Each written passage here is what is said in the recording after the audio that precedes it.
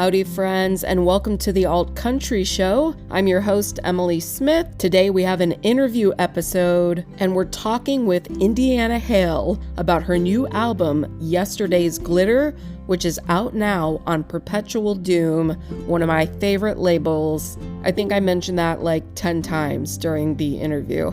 Maybe not that much, but a lot. The Alt Country Show is coming to you wherever you get your podcasts. But we also do Music Plus Talk episodes, which are basically playlists, but they're not created by AI. They're created by me, an actual human, and I host them. So I talk to you about the music along the way. It's a great way to support emerging artists and hear fantastic new tunes. Those episodes, however, due to the legalities of playing music on podcasts, can only be found on Spotify. That said, they're a lot of fun, so I hope you go check them out. If you want to check out past episodes of the show or see what we've got going on, you can hit us up at altcountryshow.com or find the Alt Country Show on social media, Instagram, Twitter, and TikTok now. And we've got a brand new YouTube where we are releasing amazing footage from our first ever Alt Country Showcase, which went down in Nashville this past September during Americana Fest. We had so many amazing artists play, and we filmed the whole thing. We just released our first video. It features Willie T. Taylor, and we got a lot more where that came from, so go subscribe to our YouTube as well. As I mentioned, it's an interview show today. We're talking with Indianna Hale about her new album, Yesterday's Glitter. Indianna is based in San Francisco, and on this 12-track album, she worked closely with her co-producer, Jason Cirimele, who also joins us partway through the podcast. The duo really worked their magic on this album, which has been in the works for a while. It's a really unique album. The sound is like nothing I've ever heard, and if you've listened to some of my other interview episodes, that's something I personally look for in a lot of music. I can appreciate traditional sounding music or music that's in fashion as well, but my favorite albums are always the ones that don't really sound like anything else. Of course, there's always influences sprinkled in. This album has a lot of 1950s vibes, but I think with a really modern twist. So on today's episode, we'll learn about Indianna Hale, her background in music, all the many bands both her and Jason are a part of out on the West Coast, their process working together, the background behind some of my favorite tracks on the album, and some really awesome projects that they're working on. Let's get it going. I just wanted to say that I'm, such a huge fan of your new album, Yesterday's Glitter. Before we get into that, I'd love to get to know some of the background of your musical history. When did you start playing music? Yeah, sure. I guess I've always been a singer. My mom put me in a really good children's choir when I was about 10 years old. And then I started taking voice lessons and majored in classical voice in college. And all the while, well, not all the while, not starting from when I was 10, but I started playing in bands in my friend Matt McClure's band, like when I was like 18, playing organ. And I didn't get a guitar until I was 23.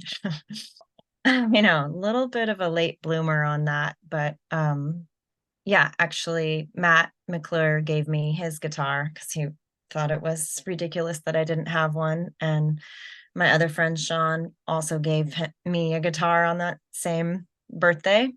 And then after that I started writing songs. In the beginning they were kind of like folky, and then they sort of transformed and changed a lot over the years into, I guess, what they are now, but they'll probably keep changing. Right. So I was kind of snooping online trying to find some of your older albums. When did you put your first album out? Well, my technical first album is a split with Matt McClure, and that came out in like 2003. Okay. I think. And then the one after that, I believe, was called Hallelujah, and that came out in 2008. and the one after that was just self-titled, and that came out maybe 2017. I don't know. It seems to be like 8 or 9 years between albums.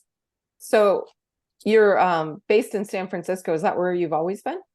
I grew up in Orange County, so the first album was sort of recorded down there. Okay. And you do most of your shows on the West Coast. Are you planning any tours for this new album? Anything on the horizon with that? I would love to plan a tour, and I'd love to be picked up by another band who is also touring. But I will do a little jog on the West Coast, from like Bolinas down to LA and then back. It's not booked yet, but I will. Working on it. Yeah. Yeah. Sometimes. The way I found your music was through Perpetual Doom. I think the first thing I saw from you was the Twin Peaks theme song. I love that series that Perpetual Doom does. Yeah. How did you get connected with Perpetual Doom, and how did this album collaboration come about? Yeah, about Twin Peaks, that one. Well, or Yesterday's Glitter. Like I'm not sure which one came first. Were you already talking to them, or So I have a few friends on Perpetual Doom, and so Graves is a band that's on there that I'm friends with, and Little Wings as well. Lee Baggett is. They're all kind of pals, and so I just have been following Perpetual Doom through them, and I reached out to Lou. And then my friend Jess also reached out to Lou, and he was maybe hearing it from a few different people. So listened to my album and really liked it. And then yeah, I'm not sure how I actually don't know how I got connected with Lou for the oh, I do know actually. My friend Sam does curly cassettes, and they are connected. They sometimes do a cassette run for and work together with Perpetual Doom. So Sam was, I think, putting together a COVID release. And so the first thing that I did that was Perpetual Doom related was a song called Sleeping In on that COVID compilation. It's a great compilation. Yeah, that's awesome. Yeah, I love Perpetual Doom and everything they do. I feel like Lou just has the best ear. And then on top of that, just so gifted with all the artwork and all the different things that they do with video. And I love the series that you were a part of, with the Twin Peaks theme song, I can't think of what it's called right now, but the throwback songs to all the TV theme songs. I just think it's really cool. So you put out Yesterday's Glitter recently. I always like to hear the background on some of my favorite songs, maybe how they came to be, or I always think it's interesting, like some songs have been in people's like repertoire. They've been playing them out for years and years and years before they put them on an album, or maybe in the studio, the song came to them and it's, a new release. I always think that's interesting. Some of my favorite tracks include I Can't Talk to You. Could you tell me a little bit about that song and how it came to be? Yeah. Well, I was at Jason's house, and he had just gotten this bass, this little short scale bass, and he was like in the other room cooking, and I just started writing that bass line on it. And I'm not sure if it was like as a joke, kind of sort of making fun of if one of us is in a bad mood, and then we have a have a hard time communicating. So I think I was just sort of making fun of that lightly. I can't talk to you right now. And so yeah, so I started writing that bass line, and was just, those are the words, some of the words that came out, and I decided to run with it. And then I started pulling from ideas of other experiences I've had with other people about different ways of not being able to communicate with them. Right. You mentioned playing the bass. You've also mentioned guitar and organ. What all instruments do you play? Um, Mostly guitar. I'm sort of learning bass. I feel like I can like write melodic lines like that. I can't stop, I can't talk to you bass line. But I'm not as good at just playing along with other people. I do play drums, in a few other bands as well. What other bands are you in? Uh, um, I had to write a list because it's hard for me to remember That many? all of the That's great. bands. Yeah, I love it. So I sometimes get to play in Jason's band, which is called Dust Collector. Hi, Jason. Hey, how's it going? Hi, Jason. All right. Nice. And I play drums with my friend Colin Ludlow Matson, and also in a band called Sunday Artist, and in a band called Novio Electrico. Sometimes I get to play with my friend Sean, whose band is F Pod B Pod, Michael Musica, Jeff Mahler. And sometimes I get to play with the Blank Tapes. That's like mostly it for me. Wow. Yeah. That's it. Just a few. Jason's list is much longer. Okay, so Jason Hey. Cirimele just joined us. Did I say that right? Yeah, that I is did? correct. Okay. Yeah. So Jason is a producer and engineer that works along with Indianna. I guess I'll ask you guys, how did you all connect, and when did that collaboration between you all start? Well, from my perspective, how did we connect? Just through mutual friends, through music, through people that we played with, who played with people that played with each other, and eventually started playing music together in other people's bands and then in each other's bands. And I was always just recording lots of music. So probably at some point we're like, well, we should just try some recording and see what we can find. I think the first thing we did was for our friend's Christmas compilation. And we just worked on a song. It's Christmas time. Is that the first thing we did? Close to it. Yeah. It might have been. I'll have to check the dates. And how long ago was that? How long have you two been working together? Maybe like 2015, 2016. Sounds about right. Yeah. And Jason, what other projects are you a part of? Yeah. Oh, I don't have my list. You don't have a list. Some of these ones. Can you read them? Yep. Those add up. You Yeah. have to say it out loud. Oh, yeah. Okay. So the Blank Tapes, Ruby, never played with them. Acetica just played drums with at a show. Sugar Candy Mountain, sometimes I'll play guitar with them occasionally. The Rustangs just asked me to play drums for them, which I'm trying to figure out if I'm capable of. Natural Bridges is a band I've been playing with for, I don't know, since I was 17 or 18. And that actually Natural Bridges is kind of is to blame for a lot of the people I know and play with, just from meeting Matthew Johnson and playing with him and getting to know his community between here and Portland, which is where I met him, Portland, Oregon.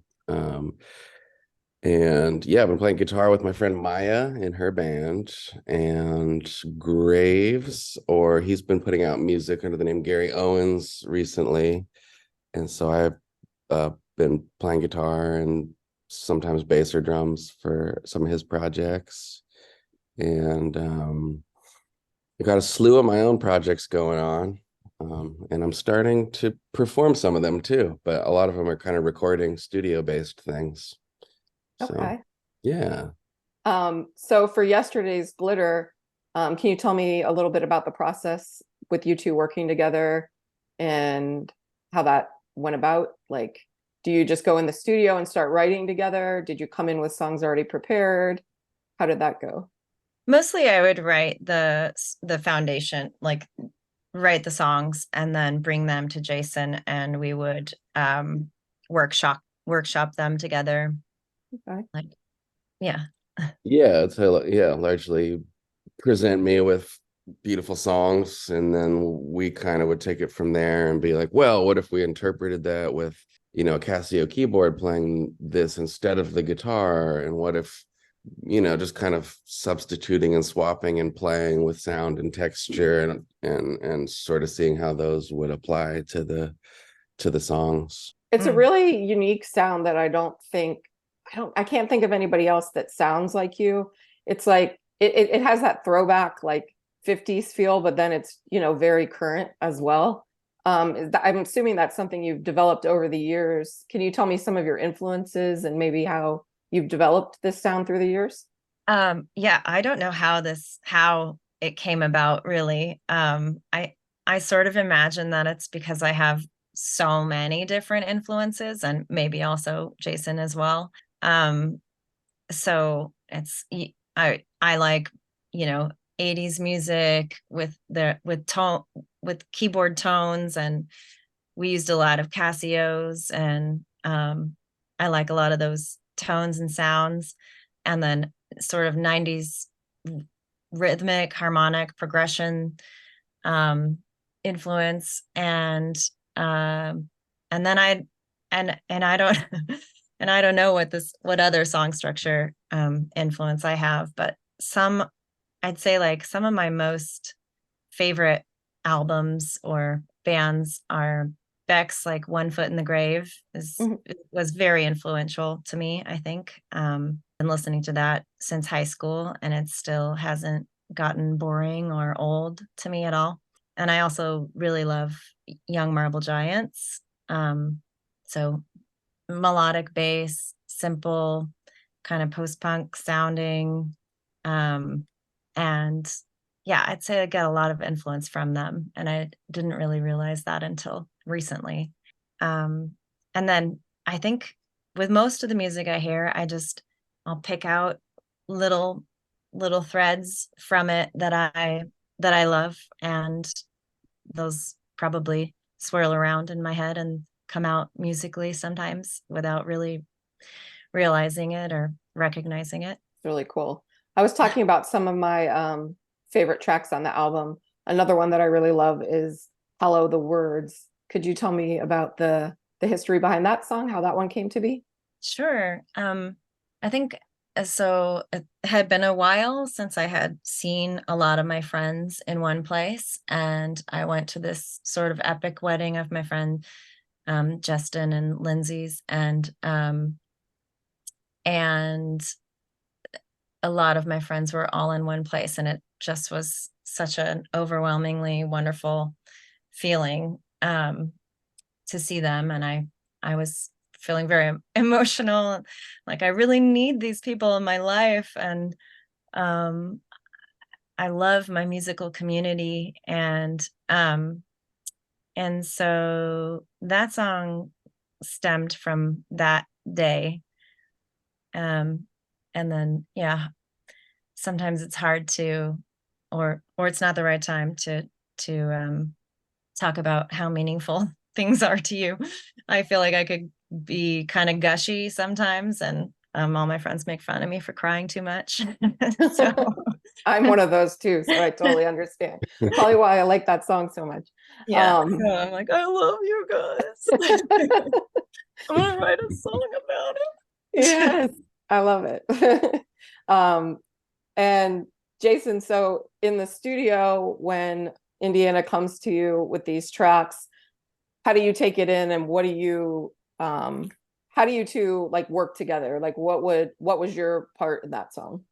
I'm trying to remember for that song. I mean, I could be wrong, but I feel like, did you start writing that one at that house in Quincy?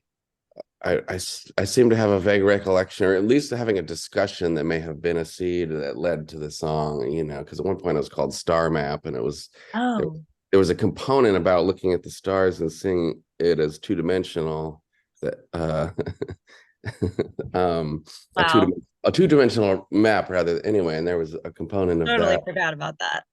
But for me, I feel like it would be, you know, Indianna would bring a song to the table, and it might be keyboard and vocal or guitar and vocal, or some of them even were a little more fleshed out, where you'd have kind of a demo with some guitar, drum track, some vocal harmony ideas layered that you'd record and bring. And so for me, it was just kind of listening to the song and paying attention to how it made me feel, and then just exploring possibilities, or trying to both find like, what world can this exist in, where are we with this song, but then like, how do we make it our own? And so nods to music that we love together or independently of each other, because we have a lot of overlap in taste and a lot of different taste, where we're sort of sharing new music with each other, and oh, that's cool, okay, let's try this, let's try that. And so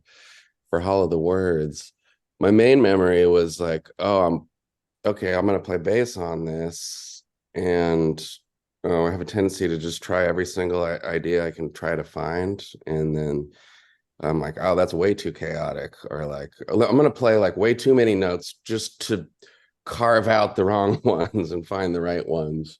Yeah. And I can get lost in that sea of possibilities. So it's kind of coming up with this way too busy, moving all over the place thing, and then kind of losing perspective. And then maybe Indiana's like, actually, like, yeah, that's busy, That one. just the right way there, and not that, and that one. And then so we kind of take this piece from that section and that piece from that section, and then connect them. Yeah, I have joked that between my neuroses and Indiana's intuition, we're an unstoppable team. Does it come pretty quick for you all together, or like, how long was the process of putting this album together?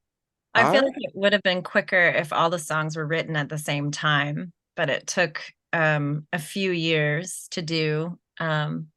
Seems like maybe a couple of years at least, and then we sort of sat on it for another through COVID. But I feel like each song we would kind of flesh out pretty quickly. Yeah, definitely. I think when we're doing it and working, it moves fast, and ideas are bountiful and come, and then we can take a few weeks before we pick the song back up. And so it was over the course of many years, but when we're working in the studio and fleshing it out, ideas, it just seems to, the ideas just work. What if we try, occasionally we have to spend hours on something and scrap it, but what does that look like in between? Like, when you have an idea, are you guys texting each other? Or are you like, I need to talk to you right now, I need to play this for you? Do you send sound bites? How does that work? Well, usually we're in the same room recording it together, and just saying like, what if we did this, and then play it over the song. A couple times we've, I mean, this might be for other projects as well, we'll just take the song, send it back and forth, and then add I'll do some really crappy recording on my end, like put my phone up to my computer and then try and play over it, and then like play that and then record it again. Really crappy recording of an idea, and send it to Jason, and then we'll get together and do something together. What else do we do? Yeah, I mean, between the times we're in the same space working together, there definitely can be trying ideas and sending them, or sending references, however specific, might be like, oh, I love how what they do in the chorus with this sound here, not like, oh, we should do that, but just kind of jumping off points. Or what if we played with having super heavy fuzz power chords, but really gently and beautifully in the background, kind of like this other song, or like, yeah, let's check out that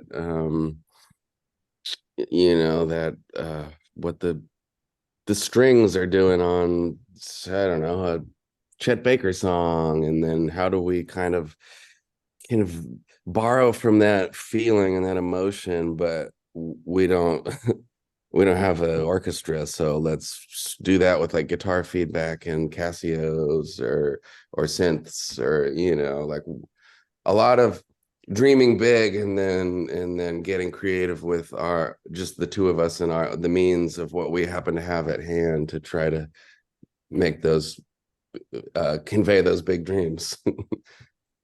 Another favorite track of mine is Stop Freaking Out. Can you tell me a little bit about the history on that one?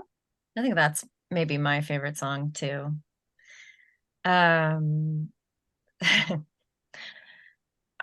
don't remember how that came about, honestly. That's a terrible story. Should I just make something up? I have no idea. Or maybe like, what does it mean to you? And I don't know, any sort of background on it. Well, it's a message. It's sort of like when your person might be like jealous or insecure, just to be like, yeah, you gotta just stop freaking out. It's all okay. We've got a real true love, and it's beautiful, and I'm gonna reassure you, I love you, I love you, I love you, I love you, I love you, I love you. Get it through your thick skull. So it's kind of like that, and maybe he believes me now. Yeah. Jason, before you got on the call, we were talking about Perpetual Doom. I know some of the artists that were mentioned that you work with are tied into them. Is that a type of collaboration that you maybe be working on with for your upcoming releases, your personal music? With Perpetual Doom? Yeah. I don't know what the future of that will hold. Well, I do. There's one concrete thing, which is a song for a compilation that they're doing that I'm working on right now. That'll, I think, supposed to come out early next month. And that's for part of they're doing. Perpetual Doom puts out compilations of covers of TV theme songs. Maybe yes. have seen. That. Yeah, we talked about that before you got on. Okay. That's the first time I heard Indianna was her Twin Peaks cover on that. Oh, cool. Yeah. And that was mostly Jason and I doing that song as well. Yeah, pretty similar approach to how we did the album. That was really fun. Yeah, I love working on that. So I'm doing one of my own. And as far as my personal albums and releases, I've really only got one that's finished. And I finished it years ago, and I've just been sitting on it because I don't know what to do with it. So, I'll talk to them, see if they are curious, and it's really good. And then I've got maybe 3 or 4 other albums in varying degrees of completion that I might toss their way, see if they're interested. But no concrete plans. I think that's super cool when it's like cliques of friends or music groups, like everybody that plays together kind of all releases on the same label. Like I'm a big fan of Drag City, and I feel like they're all kind of tied in together, and I always find that interesting. And I just think Perpetual Doom, I said this before, is such a cool label. I don't think they put out anything that I didn't love. So I was just kind of interested if you had any ties in there as well. And I'll be looking out for your TV cover. Are you allowed to tell us what it is? Or is that secret?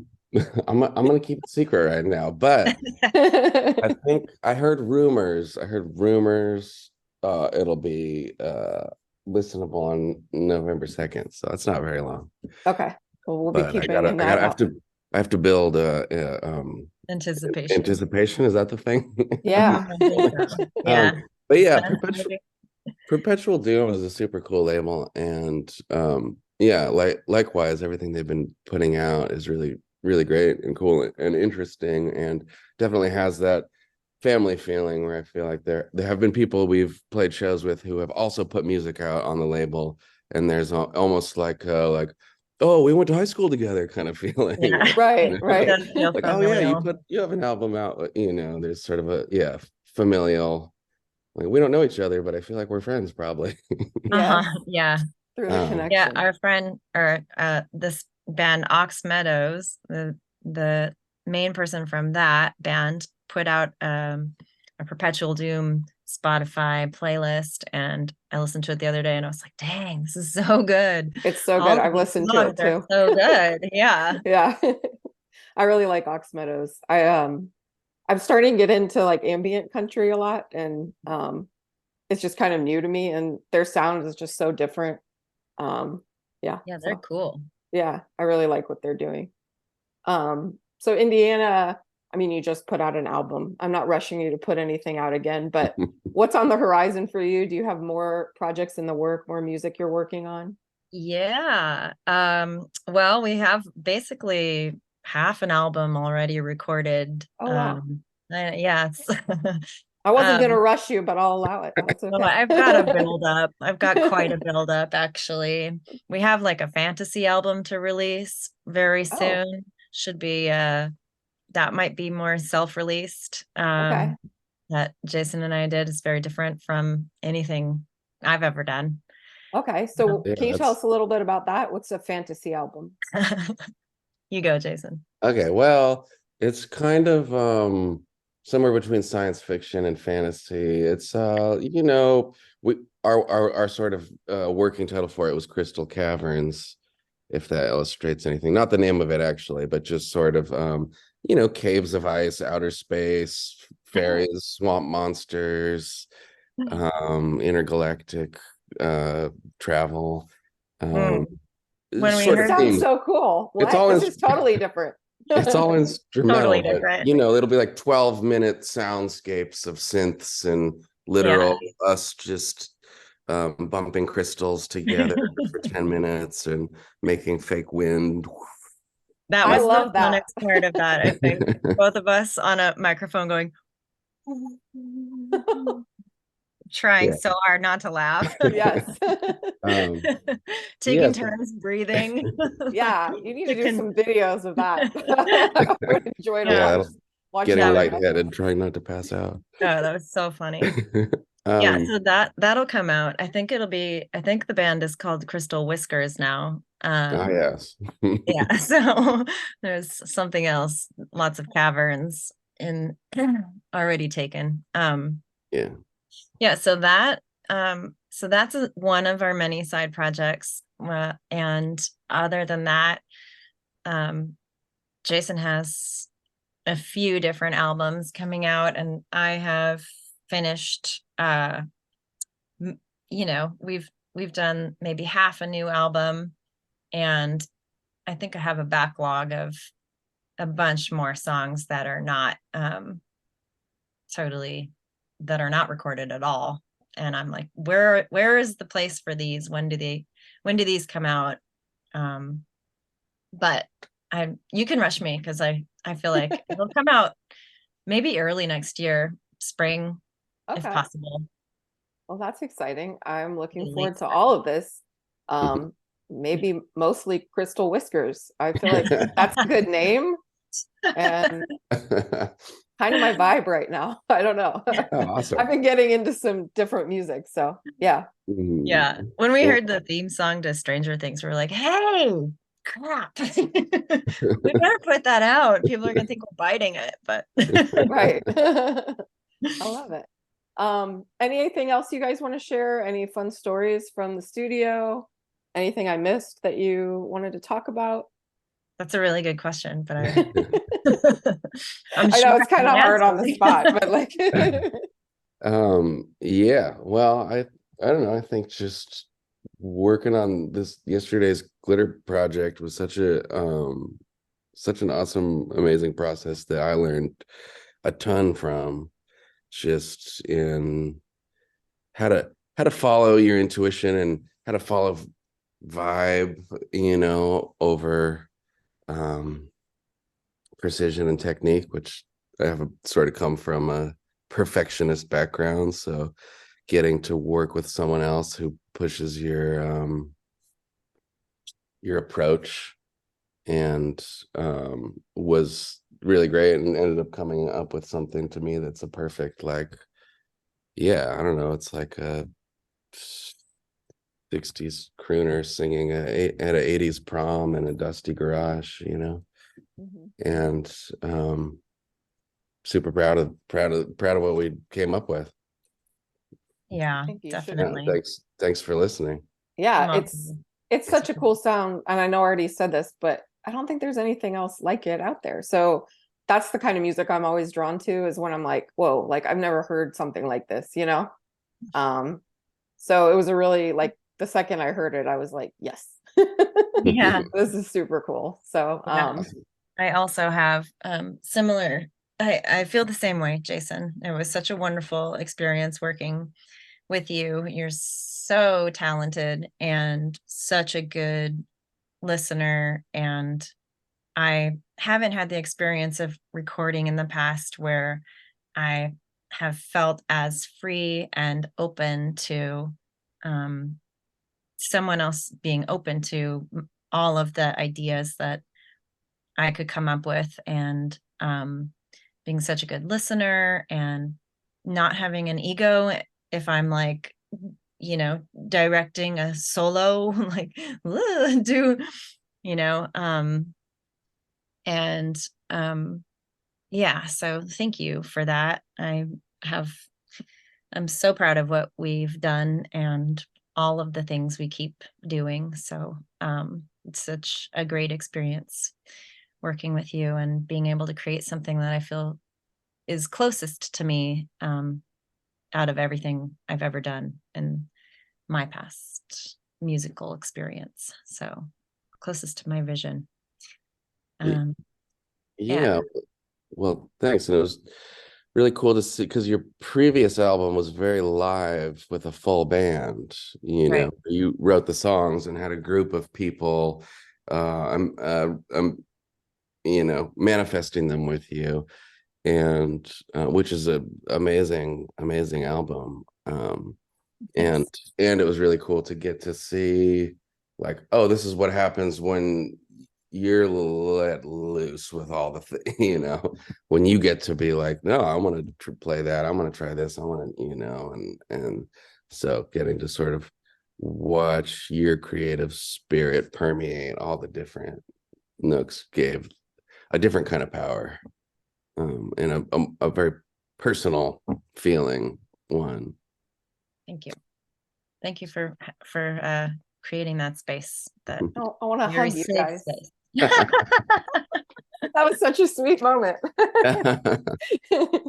It sounds like you guys Yeah. have a really like symbiotic relationship. I'll ask one more question about, you know, the studio. Is there ever times where you butt heads?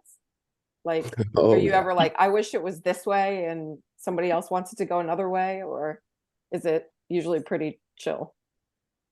Oh, we always allow each other to try out things. And if there's a strong opinion of like, no, that doesn't work, I feel like we're usually very aligned on it. So if something's not working, we can both pretty much tell. We definitely butt heads, just in do I keep going on this guitar take or not? And like sometimes it can be a little bit uh taxing, I guess, to do multiple takes in a row, or we can throw some tantrums or something if something's not really flowing very well. Yeah. Did I say Yeah. too much? No, we definitely get into it.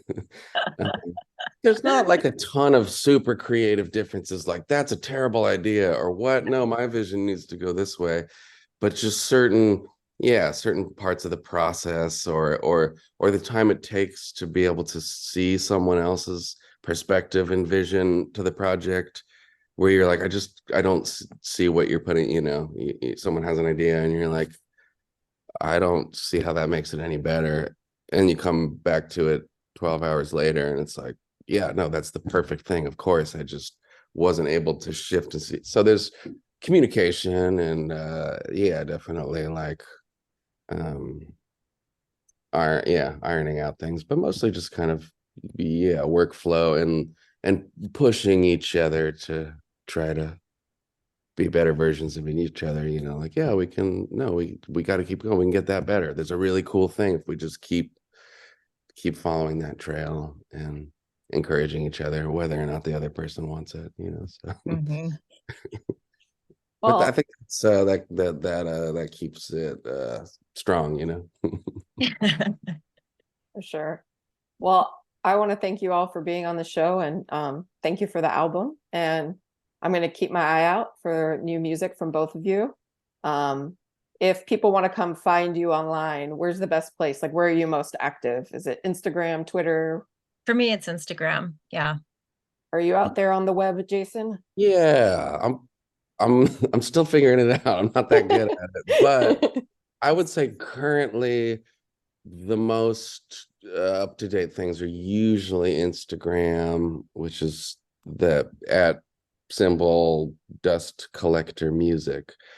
And that's where I use that as an avenue just to put out bits and pieces of my music, because I don't perform a lot or put it out a lot, and then I'll repost other projects I'm collaborating on too. But that's right now probably the best way to find it. Dust Collector is Jason's really hard to find band name. Okay. Yeah. You get a lot of vacuums. A Oh, lot of no. vacuums Yeah, when 10 you look pages it up. of vacuums are like old guys in their garage talking about their wood shop. Yeah. I wasn't a big social media person. I did this show for 15 years prior to my company went out of business during the pandemic. So now I'm kind of trying to launch it on my own. Okay. And I never did social media. So when I lost that, I lost everything. I lost all my subscribers. I lost everything when the company went under. So now I'm like, oh, I have to like get on social media now and like put myself out there. I'm very much an introvert, so that's not my forte, but I'm working on it. So Well, I'll Yeah, share me you. too. thank you. Yeah.